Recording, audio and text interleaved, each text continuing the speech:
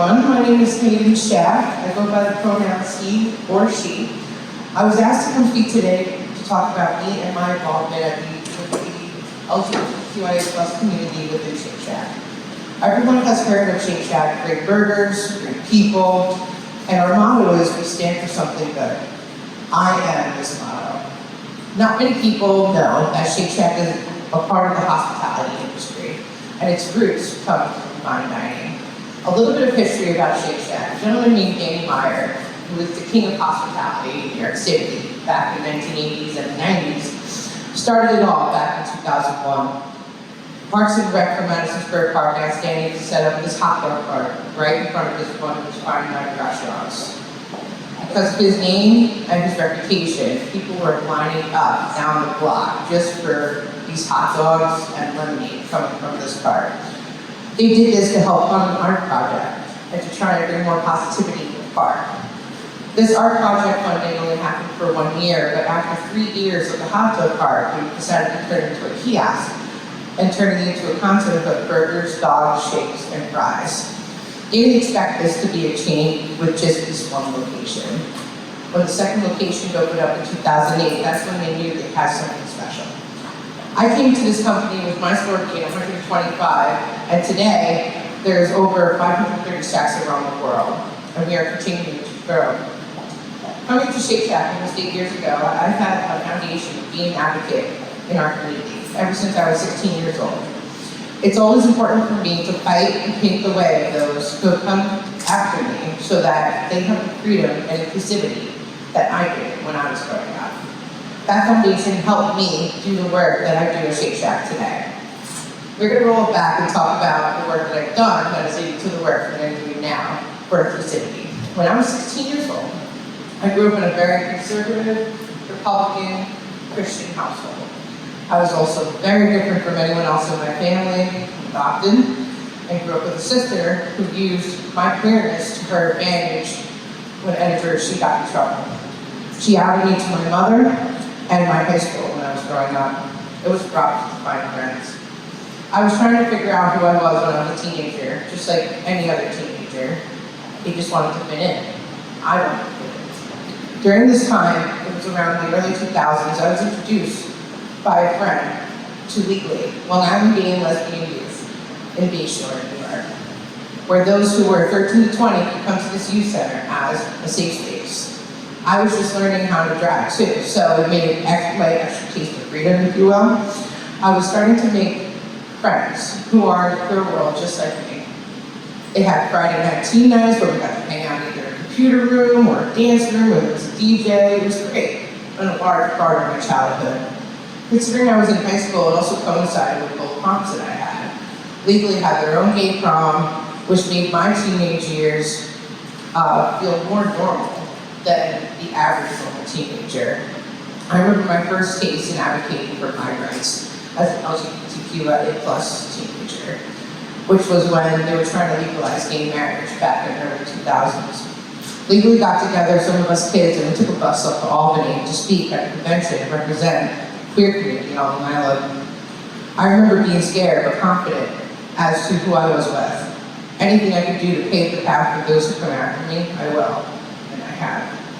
I was quite thankful for the guidance of Robert and David when I was going to Legally as a teenager. They gave us kids ways for our voices to be heard, and going to Albany was one of them. It led me to doing more great things with the queer community post my time at Legally. Having the ability to march the Pride Parade on Long Island and New York City was also eye-opening. Fighting for those who fought for us as Stonewall was awe-inspiring. I knew that this was something I wanted to continue to do throughout my life, continue to advocate and fight for LGBTQIA plus rights.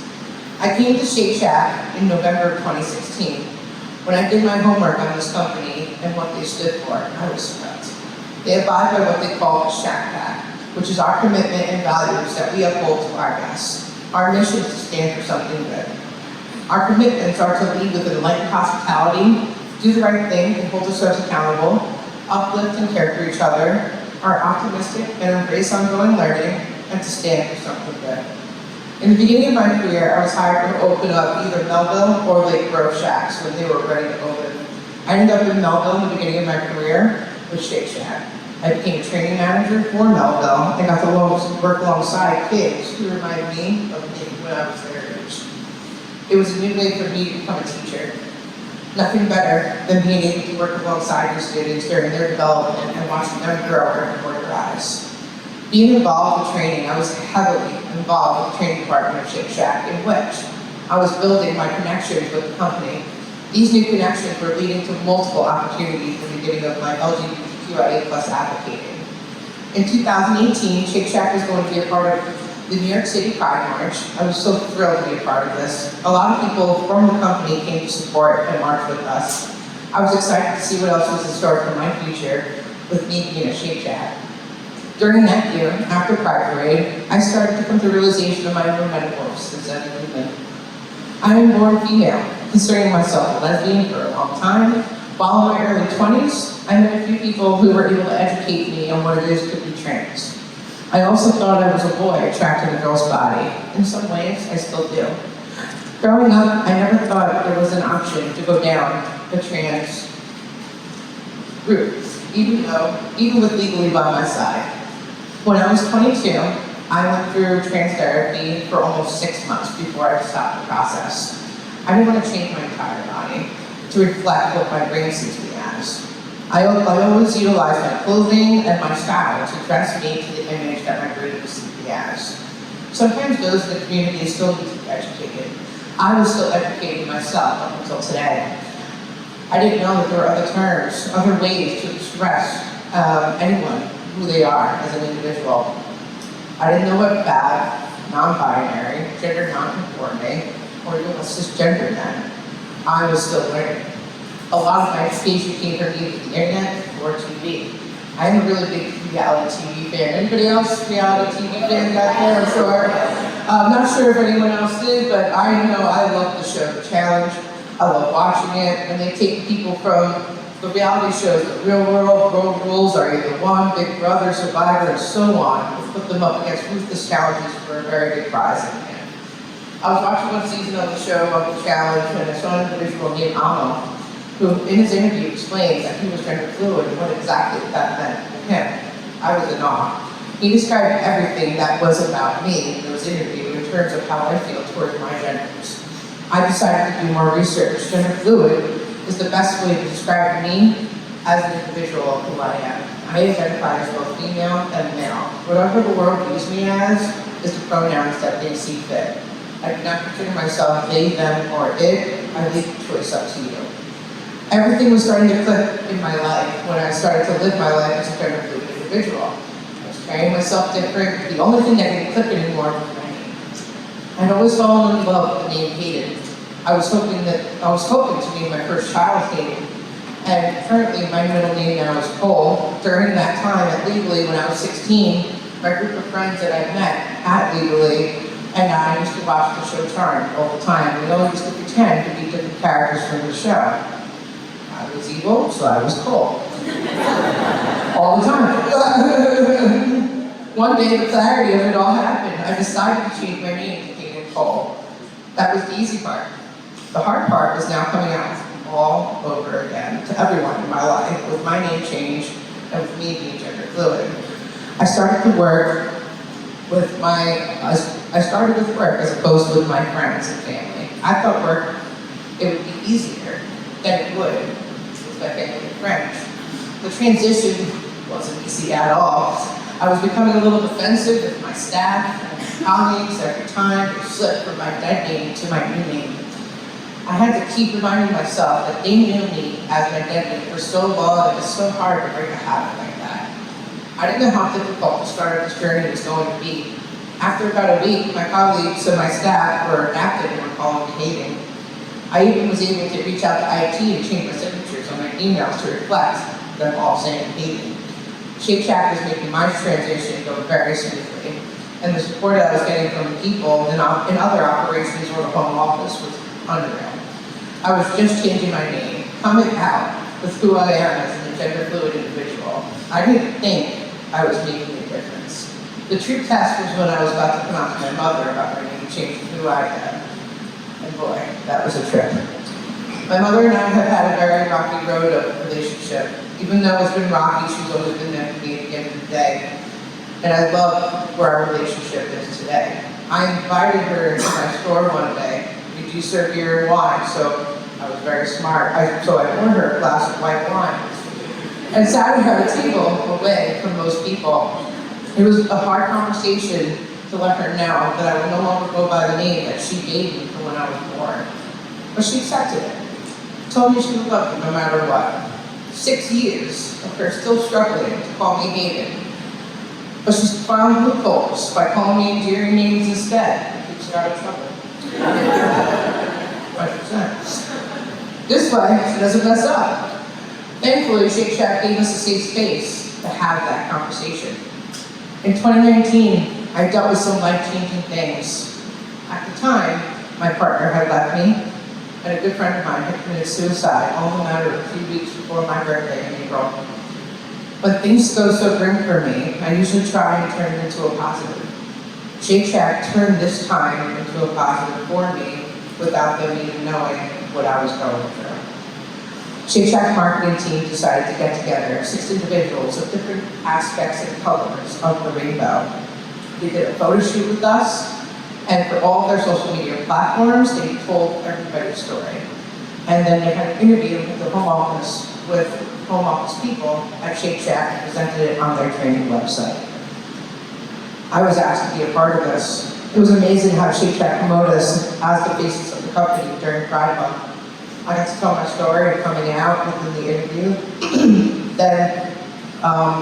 within the interview, and how it affected me and my family and my friends, as well as everybody at Shake Shack.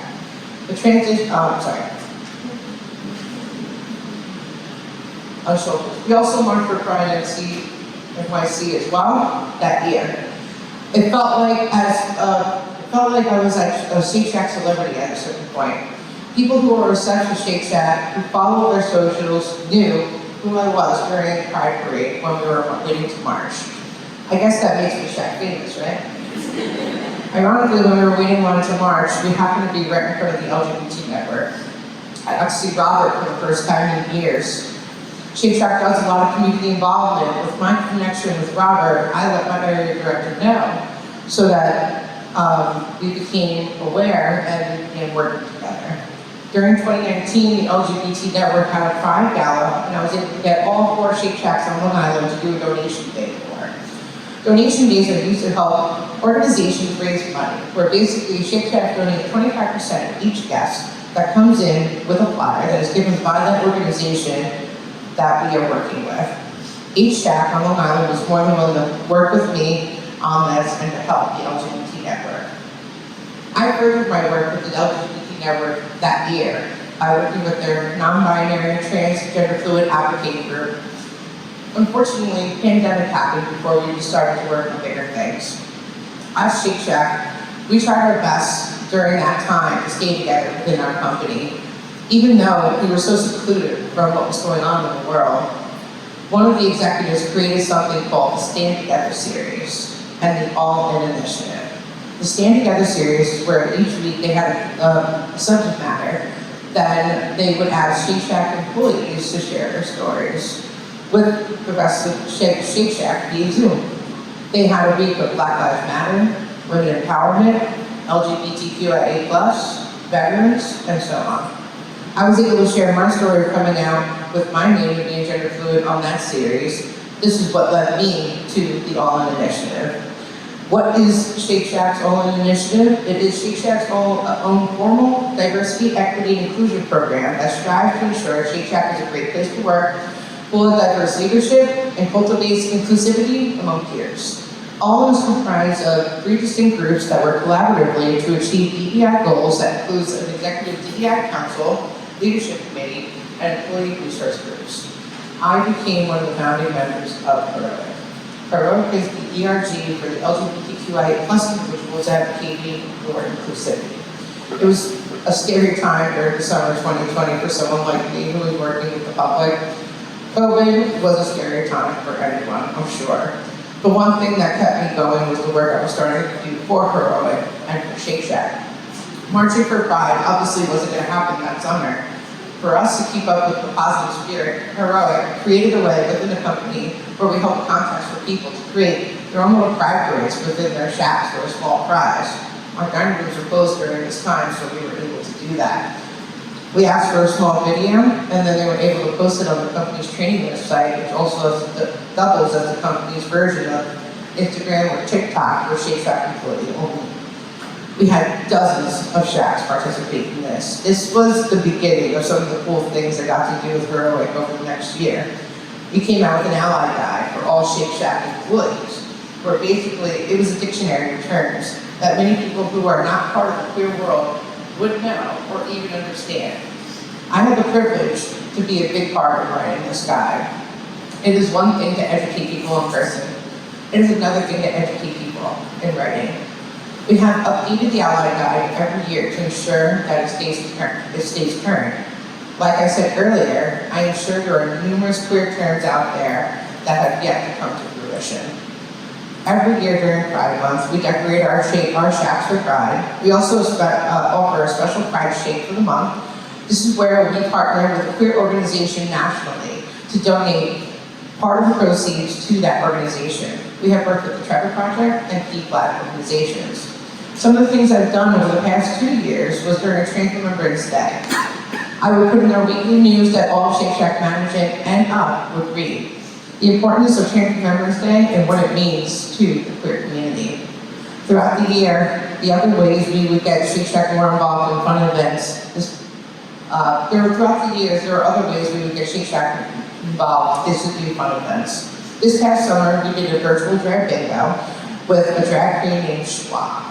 She was fantastic and really engaging for those who had no idea what they were in for. Really, they had no idea what they were in for. Seriously. For how I educate within my shack, that ally guide is always available to any employee that would want to know more. I always have an open ear for those within my shack who are not sure as to who they are or how to express themselves, or maybe they don't have the support at home. I currently have 2 employees that are queer. They both go by he, him pronouns, but sometimes a lot of my colleagues and their coworkers slip and say the wrong pronoun. I always teach that as something to learn when it comes to seeing people for who they are. Once you see past their gender, then the world would be unstoppable.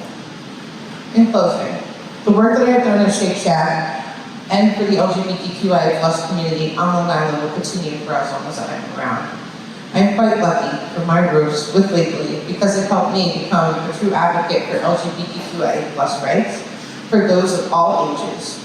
I am fortunate that I work for a company such as Shake Shack, where I am able to be my true, authentic self and be able to teach that to others. Thank you, everybody.